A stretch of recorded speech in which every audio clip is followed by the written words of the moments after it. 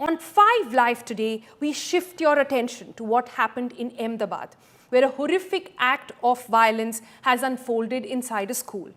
A massive protest erupted outside a private institution after a 15-year-old class 10 student was stabbed to death, allegedly by a student 1 year junior to him. The victim was rushed to the hospital but succumbed to his serious injuries late on Tuesday night. Violence by adults and now even by minors. It forces us to confront a deeply uncomfortable question. What kind of society are we becoming? Who is to blame? And more importantly, who has the answers?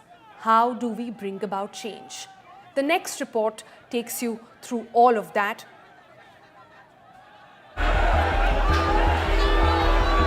Ahmedabad is angry, worried and in utter shock. What should have been a normal school day has turned into a nightmare no parent ever imagines.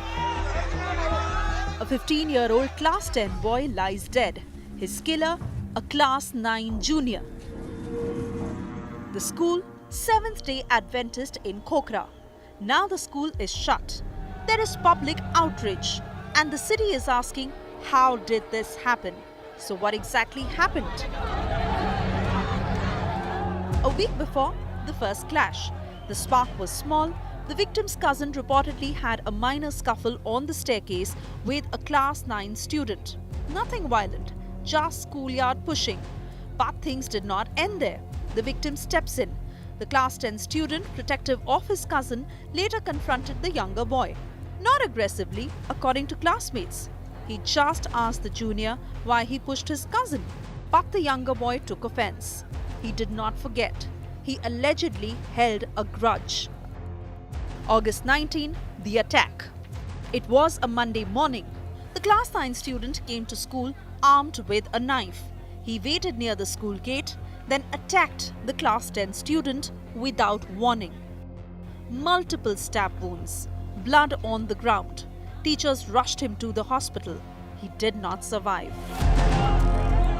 Police detained the accused immediately. Since he is a minor, he has been charged under the Juvenile Justice Act. Initially booked for attempted murder, the charge will now be upgraded to murder. Police are recording statements from classmates, teachers and staff. The knife has been recovered. But the shock and anger has turned towards the school. Parents asking for accountability. What was the school doing?